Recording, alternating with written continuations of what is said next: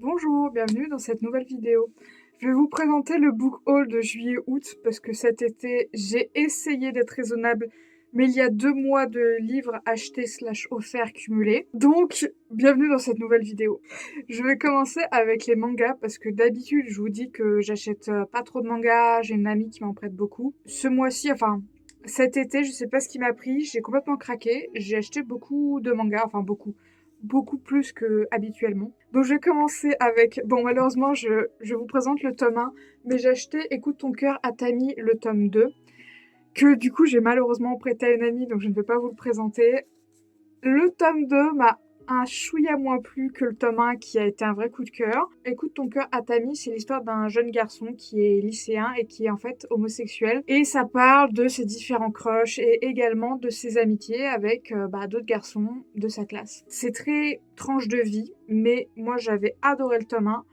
Le tome 2 reste sympathique, j'attends de voir la suite. Donc j'ai acheté le tome 2 et j'ai également acheté dans je vais dire la même continuité l'autre série que je suis assidûment. Donc là, j'ai bien le tome 4 de L'amour est au menu. Je sais pas ce qui s'est passé dans ce tome. Il y a des choses qui ont été dites, il y a des actes qui ont été actés, je sais pas comment dire. Mais en même temps, c'est allé hyper lentement. Ce que j'ai envie de voir, je ne l'ai pas vu, donc je ne sais pas trop quoi penser de ce tome 4. Mais bref, L'amour est au menu, c'est l'histoire de deux voisines qui sont toutes les deux célibataires et qui vont tomber amoureuses l'une de l'autre. C'est pour vous résumer l'histoire de base. Donc j'ai craqué dès que le tome 4 est sorti, je l'avais réservé en librairie, je suis allée le chercher. Et dans le même jour, les trois sont sortis quasiment à un jour d'intervalle, les trois, parce qu'il y a eu She Wasn't a Guy. Donc là, je vous présente le tome 2 parce que pareil, le tome 3 que j'ai acheté, je l'ai prêté à une amie. Le tome 3, c'était trop bien, c'était trop bien, c'était trop bien. Est-ce que je vous ai dit que c'était trop bien? C'était trop bien. On suit du coup, je ne sais plus leur prénom, je suis désolée, cette jeune fille qui est en fait amoureuse du disquaire. Et en fait, le problème, c'est que le disquaire, c'est sa camarade de classe. Sauf que quand elle est en magasin, elle porte un masque, elle est habillée gothique, un peu punk rock, et du coup, elle ne l'a pas reconnue. Et là, le tome 3, il y a des gens qui se sont affirmés dans ce tome. Il y a un nouveau antagoniste qui a rejoint le livre pour notre plus grand / plaisir / déplaisir, parce que grâce à elle, même si cette personne, je pense tout le monde la déteste, l'histoire avance. Rien que de revoir les dessins du tome 2, je suis en mode c'est trop beau, c'est magnifique, j'adore ce manga. Et voilà, donc j'étais ravie d'avoir le tome 3 cette année parce que le tome 2, je l'avais acheté l'année dernière. Donc ça fait plaisir, voilà. Ensuite, j'ai complètement craqué parce que sur Netflix, ils ont commencé à mettre The Summer Hikaru Dai. Et en fait, quand j'ai commencé l'animé, ça a été un coup de cœur, mais intergalactique. Vraiment, ça faisait longtemps que j'avais pas autant aimé un animé. Depuis Glouton Dragon qui était sorti l'année dernière. Et vraiment, ça a été une obsession pendant plusieurs jours. Je ne pensais qu'à ça et je n'en pouvais plus en fait d'attendre parce que un épisode sort chaque samedi. Bon, j'ai rattrapé du coup avec le manga, l'animé et depuis un moment. Mais en fait, je trouve que l'animé complète plutôt bien le manga. Donc, vous pouvez voir l'animé et lire le manga. Vous n'aurez pas exactement la même histoire. Ça est vraiment... en général, c'est ça de toute façon, les adaptations. Je sais pas pourquoi je dis ça, c'est débile. Mais du coup, j'adore l'animé. Mais le manga... Donc, je n'ai pas acheté, vous vous doutez bien, que le tome 1. J'ai acheté les 5 tomes qui sont sortis en France. Le tome 6 doit sortir le 1er octobre, si je ne dis pas de bêtises. Donc, le mois prochain, je serai jour 1 à la librairie pour acheter le nouveau tome. Il y a des fins de tome qui sont, mais alors...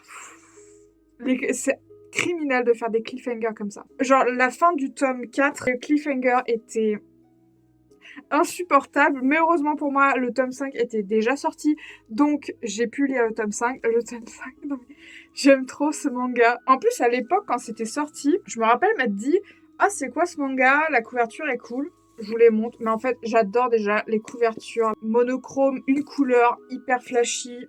La couverture du tome 1, je la trouve magnifique, puis Hikaru, avec ses petits cheveux blancs là, il est trop canon. Du coup voilà, donc de quoi ça parle? Parce que depuis tout à l'heure je vous dis que je crise, mais vous ne savez peut-être pas de quoi ça parle. Alors je vous spoil les 5 premières pages, hein, parce que le manga commence là-dessus. En fait, on suit Yoshiki, du coup, qui est ce personnage-là, qui est un peu l'archétype de l'ado émo brun, qui est en fait clairement amoureux de son meilleur ami, Hikaru. Hikaru a disparu en montagne il y a plusieurs mois et pendant une semaine, on n'a pas su ce qui s'est passé et un jour, il est ressorti de la montagne. Trou noir, personne ne sait ce qui lui est arrivé. Il s'est écoulé du coup des mois. On retrouve Yoshiki et Hikaru, c'est l'été, il fait hyper chaud, ils sont dans leur petit bled de merde, ils bouffent des glaces. Et là, Yoshiki dit à Hikaru, dis-moi la vérité, tu n'es pas revenu de la montagne. Et on découvre que Hikaru n'est plus vraiment Hikaru. Hikaru est possédé, on ne sait pas trop, par un esprit. Et on comprend que, en fait, Hikaru est mort et cette entité a pris la place d'Hikaru. Sauf qu'elle a accès à la mémoire d'Hikaru, donc elle a ses souvenirs. C'est très bizarre. Mais du coup, Yoshiki, au début, il sait pas comment réagir. Mais entre la perte de son meilleur ami / amour de jeunesse, il décide, entre guillemets, d'accepter que quelqu'un prenne sa place parce que en fait, c'est trop dur de vivre sans lui. Je pense que si vous n'êtes pas hypé avec ce résumé, voilà, mais sachez que en fait, moi, j'adore les mangas qui posent plein de questions éthiques. Genre, si vous étiez dans cette situation, ça ne vous arrivera jamais. Mais si vous étiez dans cette situation, qu'est-ce que vous feriez? Et du coup, il y a cette espèce de romance entre ces deux jeunes hommes, mais on ne sait pas ce qui est lié au passé, ce qui est dans le présent. Puis du coup, il y a l'ancien Hikaru, il y a le nouvel Hikaru qui sont deux personnes différentes. Puis il y a cette espèce d'été étouffant au milieu de la campagne japonaise. L'atmosphère est incroyable. Et du coup, il s'écoule plein de problèmes liés à cette situation. Donc c'est un peu thriller et en même temps horreur, mais pas trop. C'est très dur à définir comme manga. Mais en tout cas, c'est un excellent manga que je vous conseille. Du coup, j'ai également acheté Beast King and Medicinal Herbs. Je ne l'ai pas encore lu, donc je vais vous dire ce que le bandeau me dit. Je vous expliquerai après pourquoi je l'ai acheté. Il y a une raison. On suit cette jeune aventurière qui décide de partir dans des donjons, sûrement en quête de gloire et de réussite. Sauf que elle est aux portes de la mort et elle se fait sauver par le roi des démons, le roi des bêtes. Bah non, Beast, c'est pas un démon, c'est une bête. Bref, sauf que le roi des monstres, il était censé être tué depuis très longtemps par un aventurier. Et au mieux de l'achever, cette aventurière, il va lui dire « Je vais te soigner, mais en échange, tu vas devoir m'aider à sauver les autres monstres. » Et de là va s'en suivre une histoire, eh bien, on verra bien. Ça vous dit peut-être rien comme ça, mais la vérité, la vraie vérité, c'est que Glouton et Dragon me manquent. Me manquent terriblement. J'ai terminé le manga et je me sens vide depuis des mois d'avoir terminé Glouton et Dragon. Et en fait, si vous connaissez Glouton et Dragon, en fait, on dirait la suite de Glouton Dragon. Parce que Glouton Dragon, il se passe des trucs que je peux pas vous spoiler parce que c'est à la fin. Mais disons que j'avais un peu l'impression, en lisant le résumé, de lire un monde alternatif où Glouton Dragon, ça s'est passé genre il y a très très longtemps et bam, on reprend la suite de là où on s'était arrêté, quoi. Juste, je me suis dit, ça me fait penser à Glouton Dragon. Ça fait un petit moment que j'ai pas lu de manga d'Heroic Fantasy. J'ai craqué, je l'ai acheté. Je crois que le tome 2 est déjà sorti, le tome 3 est sorti en août, donc je pense que la prochaine fois que j'irai en librairie, je les achèterai s'ils les ont. Voilà, donc là on a fait le tour des mangas que j'ai achetés. Ah, attendez, je sais pas si c'est un manga. La dernière fois, je suis allée rendre visite à une amie à moi que j'ai pas vue depuis longtemps. Elle avait emménagé dans une petite ville, on s'est promené quoi. Et j'en ai profité, il y avait une librairie et je suis tombée là-dessus. ABC Bazooka chez Glénat. Je sais pas, vu le format, on dirait parce que vous voyez peut-être pas, mais en gros c'est un gros. En plus, c'est en couleur, donc je me dis peut-être que c'est peut-être plutôt un comics qu'un manga. Je ne sais pas, I don't know. Mais du coup, il me donnait envie. Je sais pas, regardez-moi ça. En plus, il y a un personnage qui a les cheveux bleus. C'est gage de qualité, ça. Là, on voit bien les personnages. Il y avait un autre livre qui me faisait de l'œil, mais en plus, c'est un livre que je voulais lire depuis un petit moment. Sauf que le seul exemplaire qu'ils avaient était abîmé. Et j'ai fait, ah non, vas-y, je vais pas acheter un livre abîmé. Donc, j'ai vu ça. Ça me parlait, mais je me suis dit, allez, vas-y, prends-le, ça faisait longtemps. Puis bon, j'aime bien lire des BD, mangas. Voilà, c'est un peu un format bâtard, on sait pas trop. Alors de quoi ça parle? Je sais juste qu'on va suivre une jeune fille qui rentre dans une école à New York, sauf que cette jeune fille, elle a le pouvoir de maîtriser le feu, et elle a très envie d'utiliser son pouvoir sur une autre élève, si j'ai bien compris, qui elle maîtrise l'électricité. Ça a l'air d'être un espèce d'école de super-héros, avec des gamins qui ont des pouvoirs et qui doivent sûrement apprendre à les maîtriser. En plus, j'ai vu que ça avait l'air d'être un one-shot, il n'y a pas marqué numéro 1. J'ai vu des jeunes avec des pancartes qui manifestent dans la rue, j'ai dit ah là là, c'est pas mal ça. J'ai très peu été en boîte à lire pendant le mois d'août et de juillet, mais j'y suis allée fin août et j'ai trouvé Nouvelles histoires de vampires. Dans ce livre, je sais pas si vous voyez, sur cette page, vous avez le résumé de toutes les nouvelles qu'il y a dans ce livre de recueil de nouvelles. Alors honnêtement, dans les auteurs, je ne connais que Edgar Allan Poe. Après Gogol, ça me parle, mais je crois que j'ai jamais rien lu de lui. Maupassant, bien sûr, Prosper Mérimée. Il y a Arthur Conan Doyle. Les autres, je les connais pas. Et je vois qu'elles sont classées par date chronologique. La première date de 1819, la dernière de 1958. Donc voilà, c'est ma seule trouvaille en boîte à lire de cet été. Ensuite, j'étais en vacances en famille au mois de juillet. Vous l'avez peut-être vu dans le vlog que j'ai sorti. Et du coup, j'en ai profité pour aller dans la librairie du coin qu'il y avait dans le village où on était. Enfin, dans le village d'à côté. J'ai trouvé 2 romans. Donc un que j'avais très envie de lire, qui s'appelle Zephyr Alabama, qui m'a été vraiment bien vendu par Misère Pour. Zephyr Alabama, donc je crois que si j'ai bien compris, il avait déjà été publié sous le nom du Mystère du Lac par Robert McCammon. Zephyr Alabama, c'est l'histoire d'un petit garçon qui a 11 ans, qui est persuadé de vivre dans la plus belle ville du monde, donc Zephyr en Alabama. Et en fait, un jour, avec son père, ils vont être témoins d'un accident. Il y a un monsieur qui va, avec sa voiture, et en fait, il va sombrer dans le lac et ça va beaucoup perturber ce petit garçon. Et cet accident va un peu l'ouvrir les yeux sur les secrets que cache réellement la ville de Zéphyr. Voilà, je n'en sais pas plus, je sais que c'est un peu mystérieux. Ce livre m'intriguait beaucoup, donc quand je suis tombée dessus, je l'avais jamais vraiment vu en librairie, je me suis dit ah c'est peut-être l'occasion. En plus la nouvelle édition est quand même très jolie là, avec ce doré. Donc voilà, donc j'ai craqué pour Zephyr Alabama qui me faisait déjà un peu l'œil et qui était peut-être dans ma wishlist, je ne sais même plus. Donc je l'ai acheté pendant mes vacances et j'ai également trouvé ce livre, alors je n'en avais jamais entendu parler, Exa de Gabriel Filto-Shiba. Exa, c'est un roman qui se passe au Québec, donc par contre je ne sais pas si l'auteurice est québécoise, j'espère. Mais je l'ai pris parce que justement je me suis dit ça serait bien que je lise des livres qui se passent dans d'autres pays que l'Angleterre, l'Amérique ou la France. En gros, on va suivre Tali qui a 16 ans. Et en fait, là où elle vit, on ne peut pas franchir le mur qui entoure la ville et protège ses habitants de la dévastation et du chaos qui sévit au-delà. Chaque printemps, et jusqu'au retour des neiges, Sandrine quitte son amoureux et sa fille pour reboiser le nord du pays avec un groupe de femmes. Cette année, Tali obtient le droit de l'accompagner. Loin de toute forme de civilisation, au contact de ces planteuses d'arbres, généreuses et acharnées, l'adolescente découvre un monde insoupçonné, où la nature est omniprésente, où la sororité règne, où tout semble encore possible. Je sais pas, moi j'ai lu ce résumé, je me suis dit waouh, je suis très intriguée. Alors j'avais envie d'acheter toute la librairie quand j'y suis allée. Je vous mettrai les couvertures des autres livres que j'avais vraiment très envie d'acheter et que malheureusement mon porte-monnaie n'est pas sans fond, donc j'ai dû choisir. Mais quand j'ai vu celui-là, je me suis dit ça parle de sororité, de nature, ça se passe au Québec et la couverture est quand même, moi je la trouve magnifique. Ce bleu, cette femme. Il y a un tableau. Ensuite, figurez-vous que je me suis fait offrir pour mon anniversaire qui était cet été 3 livres qui m'ont été offerts par mon grand frère. Le premier étant Nos destins infinis. Nos destins finis, vous en avez peut-être déjà entendu parler parce qu'il est sorti un peu plus tôt dans l'année, je dirais il y a 3-4 mois maintenant. Et j'ai l'impression que toutes les booktubeuses en ont parlé. De base, je n'étais pas du tout intéressée. J'aime bien cette couverture. Je pense que toutes ces lignes dorées représentent leur vie antérieure parce que, effectivement, ce livre parle de vie antérieure. Si vous êtes passé à côté, Evelyne, elle se souvient de toutes ses vies antérieures. Et dans toutes ses vies antérieures, elle tombe amoureuse d'Arden. Toutes ses vies. Elle tombe amoureuse d'Arden. Sauf qu'à ses 18 ans, dans chacune de ses vies, elle se fait tuer par Arden. Pourquoi, comment? Elle meurt. Le problème, c'est que dans sa nouvelle vie, elle a une petite sœur qui est malheureusement malade et qui a besoin d'une greffe.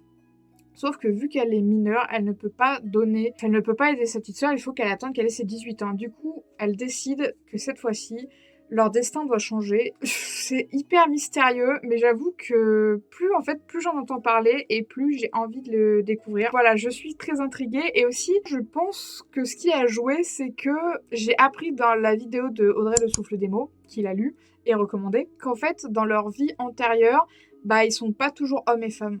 Des fois ils sont 2 hommes, des fois ils sont 2 femmes, et c'est ça qui a déclenché mon envie soudain de le lire. J'étais pas convaincue au début, même si je trouvais le synopsis intéressant, j'étais en mode ouais, bon, pourquoi pas. Et là, quand j'ai su ça, quand je me suis dit en fait leur genre n'a aucune importance, j'ai dit non, mais je suis obligée de le lire. Je suis obligée de le lire. Ensuite, ça faisait un moment que je le voyais sur les réseaux. Ouh, avec la lumière, ouais, ça brille. Se méfier de l'eau qui dort, de Julia Richard. C'est pas la première fois que j'entends parler de Julia Richard et j'ai très envie de lire ses autres œuvres qu'elle a déjà publiées. Mais Se méfier de l'eau qui dort, ça faisait un moment que... En plus, j'aime beaucoup cette couverture. Vraiment, en fait, vous le voyez, il y a une jeune femme au milieu des eaux troubles et sombres. Alors, je vais pas lire le résumé qui est derrière. Moi, tout ce que je sais de ce livre, et je veux pas trop me spoiler, c'est que on suit un personnage qui parle de son grand-papy, donc de son grand-père, et qui dit que son grand-papy commence à dire qu'il s'est passé des événements il y a plusieurs années, et que malheureusement, ces choses-là vont revenir et empirer, et que ça va être le chaos.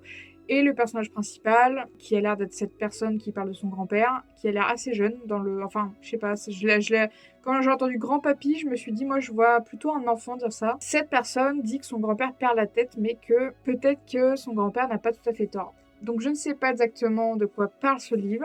Donc si vous voulez vraiment vous renseigner, renseignez-vous de votre côté, mais se méfier de l'eau qui dort. Je veux être surpris par ce livre, donc j'évite de trop me spoiler. Et le dernier, il est trop beau!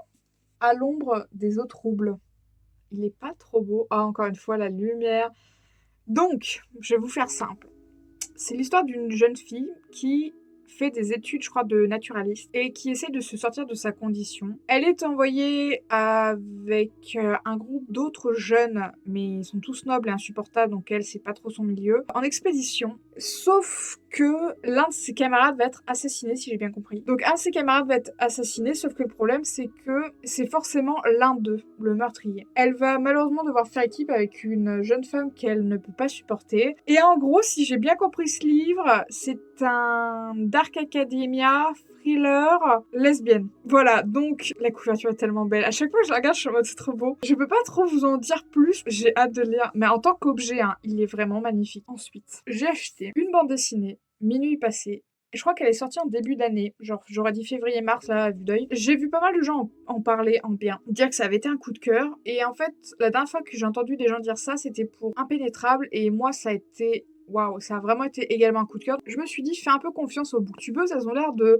connaître tes goûts.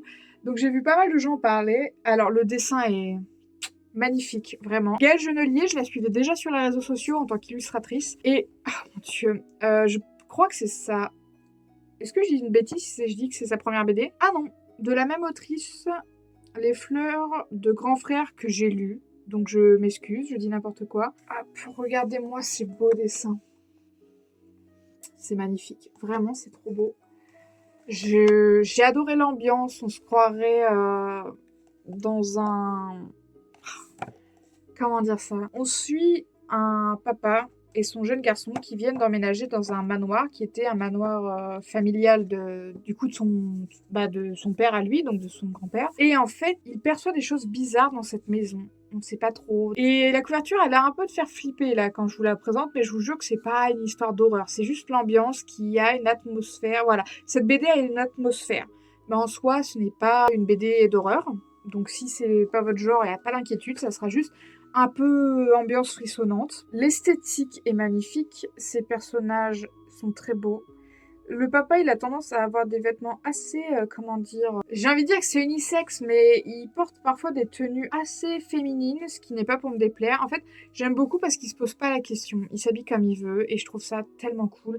Et du coup, ça donne un esthétisme un peu gothique à la BD, en plus de tout ça. Malheureusement, j'ai compris assez vite où voulait en venir la bande dessinée, donc je n'ai pas été surprise de la fin, mais c'est pas grave, j'ai pas été déçue pour autant. Mais du coup, je dois avouer que j'attendais un coup de cœur. Ça n'a pas été un coup de cœur, mais ça reste une BD que je suis très contente d'avoir dans ma BD Tech. Voilà. Ah, j'avais pas vu, il y a des aiguilles, telle une horloge. Bah, juste avant minuit, non? Enfin, juste après minuit, vu que c'est minuit passé. Bon, bref. Donc voilà, si vous avez envie d'une BD atmosphère un peu... Bah, elle est très Halloween vibes, je trouve, cette BD. Donc vu qu'on est encore en été, là, mais on est début septembre quand je tourne cette vidéo, si vous avez envie, voilà, de lecture un peu dans le thème... Bon, on est encore en été, mais je sais que c'est le 1er septembre, la plupart des gens pensent que ça y est, on est en automne. Bon, avec la tonne de feuilles mortes qu'on a, je peux pas vous donner tort, sauf que bah, c'est la sécheresse, c'est pas l'automne, bref.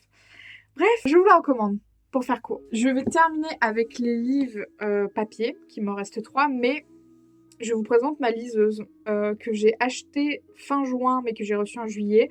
Du coup, j'ai acheté des livres numériques, et j'essaierai de faire concis, en quelques phrases, parce que j'ai un peu craqué, je dois en avoir, je sais pas combien j'en ai, peut-être, j'ai envie de dire une petite trentaine. Mais en fait, les livres numériques, c'est moins cher, alors j'ai un peu craqué. Voilà. Dans les derniers livres que j'ai achetés fin août, j'ai bien évidemment acheté le tome 5 de Magnolia Parks. Alors, comment vous dire que j'ai pété un câble quand j'ai terminé le tome 3, parce qu'en fait, vous savez, si vous m'avez vu parler de ça, le tome 1, 3 et 5 sont l'histoire de Magnolia, le tome 2 et 4 sont l'histoire de Daisy Hates, mais toutes les deux sont en parallèle l'une de l'autre. Et du coup, bah à la fin du tome 3, il se passe une dinguerie. Et en fait, j'étais fou, littéralement, à la fin du tome 3, parce que je me suis dit, le tome 5 n'est pas publié en France. Et j'ai découvert, bah, en traînant sur l'appli Kobo, du coup, pour acheter des livres numériques, qu'il était en précommande pour le 20 août. Et j'ai découvert qu'il sortait le 20 août. Donc je l'ai commandé à la librairie près de chez moi. Et vous serez étonnés de savoir que je n'ai pas sauté dessus. Je suis en train de dire autre chose en ce moment. Et je tire sur la corde pour ne pas le lire, parce que je me connais, je vais le dégommer en 2 jours ou 3, mais je ne vais faire que ça en fait, je ne vais faire que le lire parce que je serai incapable de m'arrêter. Donc, il semblerait que ce soit le dernier tome, même si je considère que Daisy Hates mérite un tome 6. En tout cas, il n'est pas encore sorti à l'étranger. Bah du coup, en tout cas, il n'existe pas ce tome 6. Donc je me suis dit en fait, quand j'aurai terminé ça, ça sera fini. Pendant une période indéterminée, peut-être pour toujours, je ne sais pas. Donc, je ronge mon frein pour ne pas sauter dessus et le dévorer. Même si je n'ai qu'une envie, c'est de savoir comment Magnolia et BJ vont gérer tout ce qui leur arrive. Je ne peux pas en dire plus. Si vous ne connaissez pas Magnolia Parks, c'est l'histoire de Magnolia Parks, qui est une bourgeoise londonienne.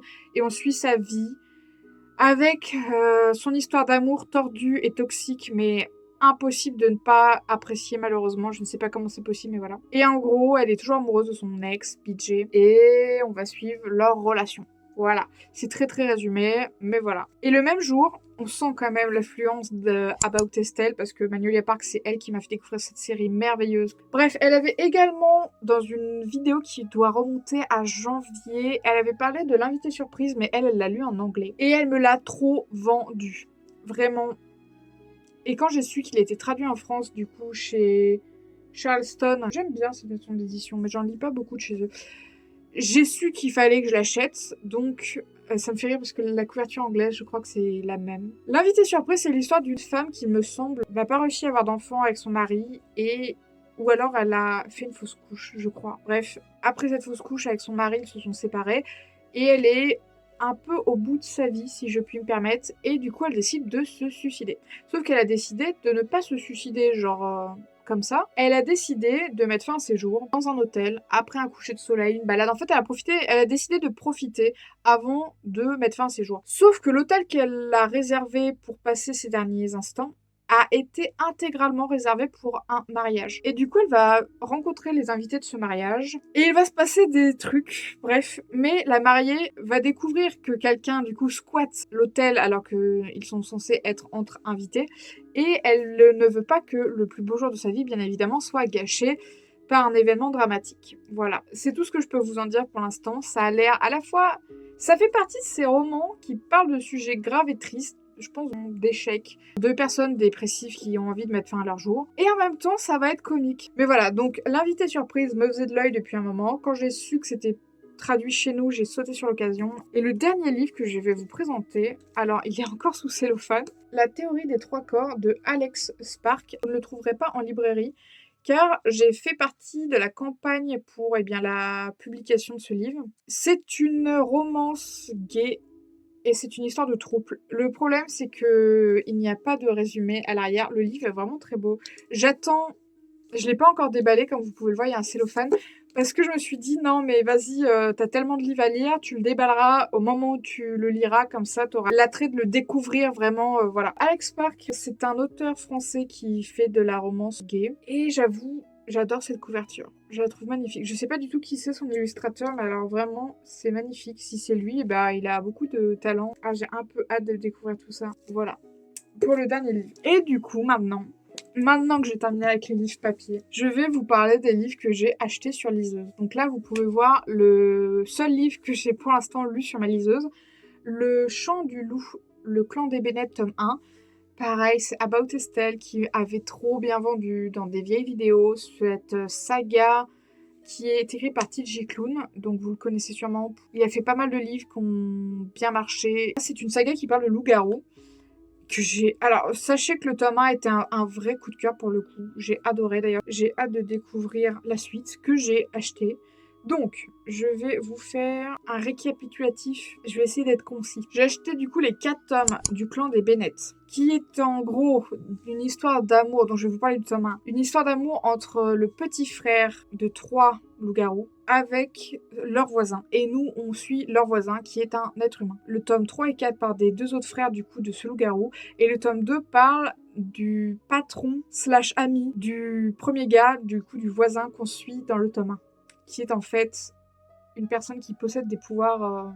J'ai pas trop envie de vous en dire, mais voilà. Et qui est également amoureux d'un loup-garou qui est l'oncle, il me semble, des 3 frères qu'on suit dans les autres tomes. Après, j'ai également acheté la trilogie The Kiss of Deception. La trilogie parle d'une jeune princesse qui doit faire un mariage forcé avec le prince d'un autre royaume. Et elle décide de s'enfuir la veille de son mariage et de partir aux confins de son royaume et d'en gros se faire oublier, voilà. Sauf que elle a fait la rencontre de 2 hommes quelques temps plus tard, et elle ne sait pas que l'un d'eux est un assassin envoyé pour la tuer, et le deuxième, le prince qu'elle a abandonné devant l'hôtel. Voilà, je sais à peu près que ça de ces romans, mais j'ai très envie de les lire. J'ai acheté The Fake Mate, qui est une romance de fake dating avec des loups-garous. Je ne suis pas du tout fan d'histoire de loup-garou, mais je ne sais pas pourquoi j'ai acheté que des livres de loup-garou. Si j'ai bien compris, pour se débarrasser de sa grand-mère qui insiste pour qu'elle ait un petit copain, une urgentiste, médecin, je ne sais pas, je sais juste que ça se passe en milieu hospitalier, ment et dit qu'elle sort avec son supérieur. Et son supérieur est un loup-garou, mais je crois que c'est un alpha, et lui-même ment depuis des années. Il dit non, mais je suis pas célibataire, j'ai quelqu'un dans ma vie, blablabla. Mais parce qu'il y a des délires avec des alphas et tout, je pourrais pas bien vous expliquer. Et ils vont se mettre d'accord pour faire semblant de sortir ensemble parce que chacun, ça les arrange. Voilà. Sinon, qu'est-ce que j'ai d'autre? A Witch Guide of Fake Dating a Demon. J'en avais entendu parler quand elle n'était pas encore parue chez nous. Je l'avais vu quand elle était en anglais. D'ailleurs, je pense qu'il fait partie d'une série de romans qui parle de dating avec des créatures, voilà. Si j'ai bien compris, ça parle d'une jeune sorcière qui malheureusement fait apparaître un démon dans sa chambre alors que c'était pas du tout prévu, mais elle a l'air d'être ce genre de sorcière un peu catastrophique. Sauf que elle est prise en flagrant délit par sa meilleure amie, sa mère, sa sœur, je ne sais pas. Elle est prise en flagrant délit par quelqu'un et au mieux de dire j'ai invoqué un démon, elle dit c'est mon petit copain. Et là ça part en fake dating. Voilà, c'est tout ce que je sais de ce roman.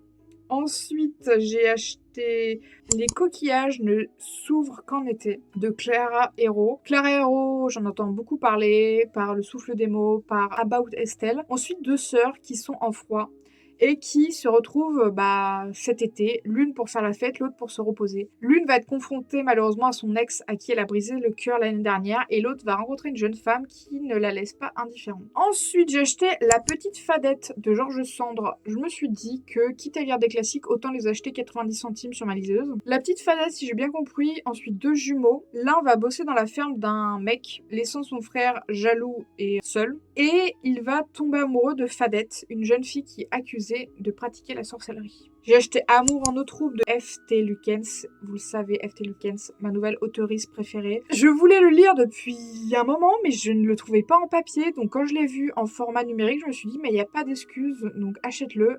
Alors, si j'ai bien compris, Amour en eau trouble, c'est l'histoire d'un prince qui a un peu vécu toute sa vie dans les murs de son château. Il pratique la magie et en gros, il va rejoindre le navire de son frère et il va plus ou moins du coup se passer un truc avec un marin. Enfin, je sais pas. Je sais juste que c'est des mecs sur un bateau qui tombent amoureux. Moi, c'est tout ce qu'il me faut. Et c'est écrit par F.T. Lukens, donc j'en attends beaucoup. J'ai également acheté L'espace d'un an de Becky Chambers. Je sais que c'est une saga. Je crois qu'il y a 3 ou 4 tomes. C'est son premier roman, il me semble, et ça parle de l'histoire d'une jeune humaine qui va embarquer dans un vaisseau spatial pour faire des missions, je ne sais pas exactement quoi, mais je sais qu'il y a d'autres races à bord de ce vaisseau, et du coup ça parle d'extraterrestres. Je crois qu'il y a quand même de l'amour. En fait, je ne sais pas trop à quoi m'attendre en lisant ce livre, mais je suis très curieuse et j'essaie de lire plus de SF. J'ai également acheté Mon insupportable coloc, Ennemi juré, tome 1. C'est l'histoire d'un gars qui se retrouve en coloc avec le petit ami de sa sœur, sauf qu'il peut pas le blairer, mais il le trouve extrêmement sexy et il lui plaît beaucoup. Seul problème, comme je vous l'ai dit, c'est le petit ami de sa sœur. Bref, voilà. Le résumé m'a fait rire. Il était pas cher, j'ai dit oui, banco, je veux lire ça. Play with me, boss. C'est l'histoire d'une jeune fille qui est passionnée de jeux vidéo et sa mère lui pose un ultimatum. Soit elle trouve un boulot, soit elle dégage. Donc elle va à un entretien d'embauche en n'ayant aucun espoir d'être prise. Sauf qu'elle est embauchée. Seul problème, son boss a très envie qu'elle dégage. Sauf qu'elle a l'air bien plus tenace qu'il n'y paraît. Bref, ça a l'air d'être une histoire d'amour avec son boss, mais je me suis dit, ah pourquoi pas. J'ai acheté Rebel Blue Ranch, le tome 1.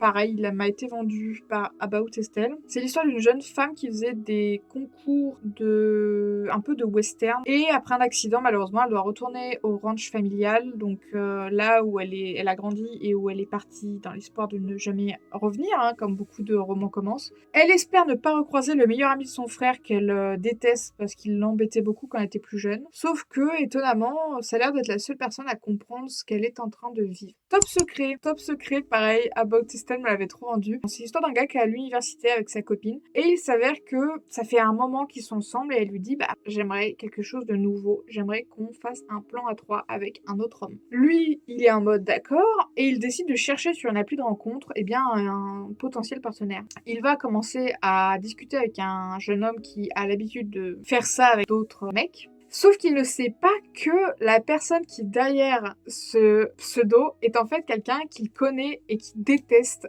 dans l'université. Voilà, c'est tout ce que je sais de ce livre, mais ça me vend du rêve, tout simplement. Et normalement, le dernier, il me semble, livre que je ne vous ai pas présenté, c'est Trouble Maker. C'est une série en 2 tomes. C'est pas trop mon genre, je me demande si c'est pas un peu de la dark romance, mais je l'ai un peu lu en me disant... En fait, je me pose des questions sur ce livre, je me suis dit, vas-y, achète le tome 1, on verra bien. On suit une jeune fille qui a hâte de terminer le lycée. Il y a quelques temps, elle s'est faite cambrioler, et il s'avère que son professeur remplaçant est l'une des personnes qui l'a cambriolée quelques mois plus tôt. Je suis un peu mal à l'aise avec les romances de prof-élève, même si là c'est un prof remplaçant, mais je sais pas, il était pas très cher non plus, et je me suis dit, fais-toi ton propre avis. Je regarde, bah voilà, c'est tout. C'était les derniers livres que j'avais à vous présenter, du coup, qui sont en format numérique. Voilà. Donc j'espère que cette vidéo vous a plu, qu'elle vous a donné envie de découvrir des livres, qu'elle vous a donné envie de lecture. Et moi, je vous dis à bientôt pour une prochaine vidéo. Bye!